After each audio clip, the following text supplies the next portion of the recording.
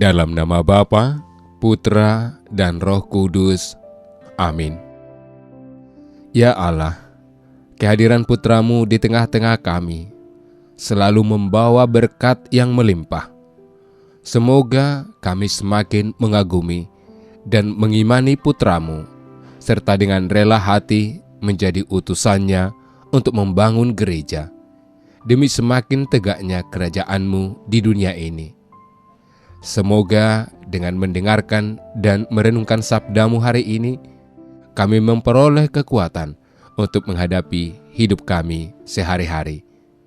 Demi Kristus, Tuhan dan pengantara kami. Amin.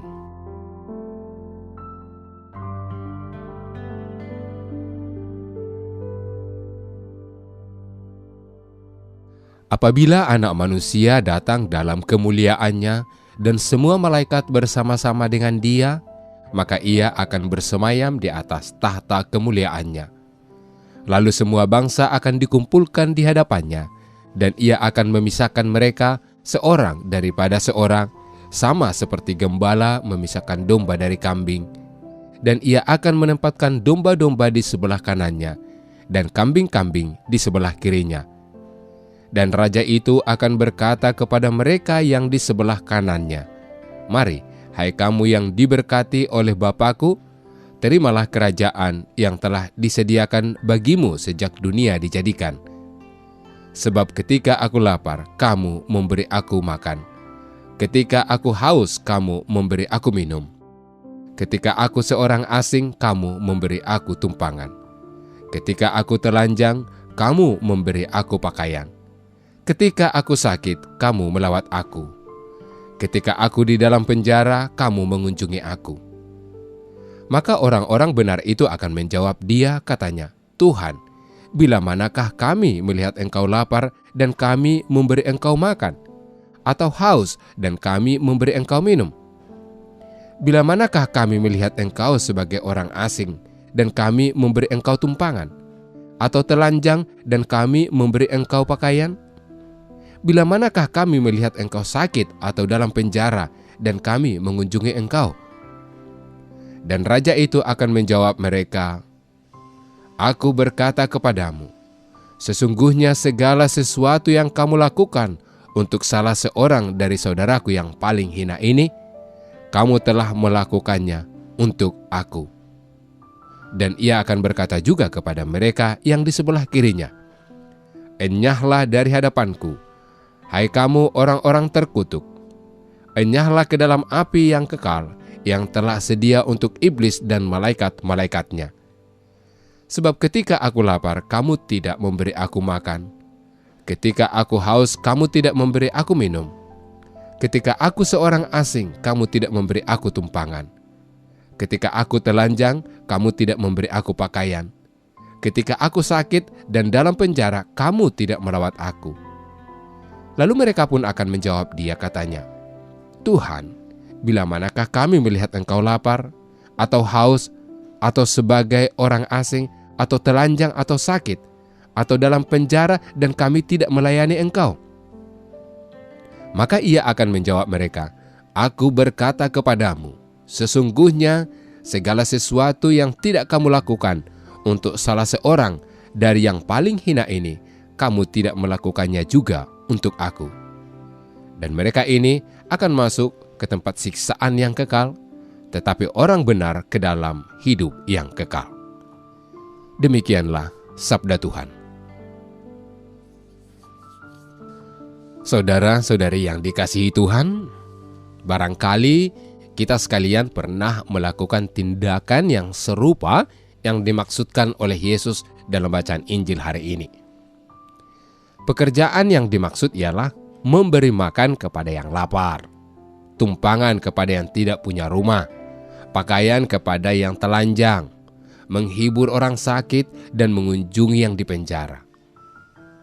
Pekerjaan yang semacam ini boleh jadi mendapat hal yang baik dari Allah dengan memberikan diri untuk melakukannya untuk mereka yang paling hina. Saudara yang hina yang dimaksud ialah mereka yang membutuhkan bantuan dan sangat menderita. Di saat melakukan hal-hal itu atau serupa dengan tindakan baik ini, kita tentu sekaligus melakukannya untuk Yesus. Membantu dan memperhatikan orang menderita berarti berbuat kasih kepada Yesus itu sendiri. Dengan demikian, atas tindakan itu kita akan dikelompokkan pada orang-orang yang melakukan kehendak-Nya.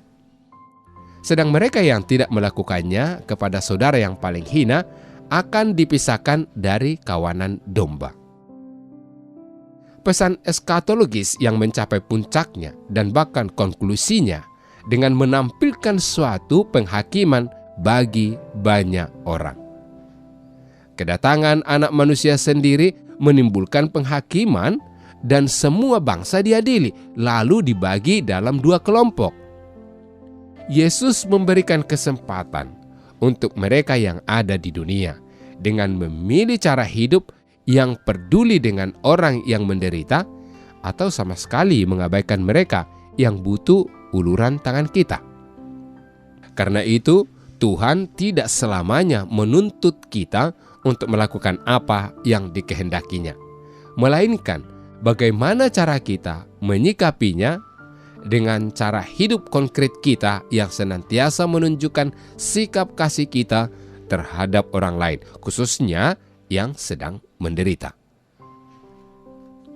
Saudara-saudari yang dikasihi Tuhan, dalam kehidupan kita sehari-hari, barangkali kita pernah bertemu dengan orang-orang yang menderita, baik itu fisikis, mental, atau derita materi. Sungguh mereka ini sangat membutuhkan kita dengan membawa kasih Allah.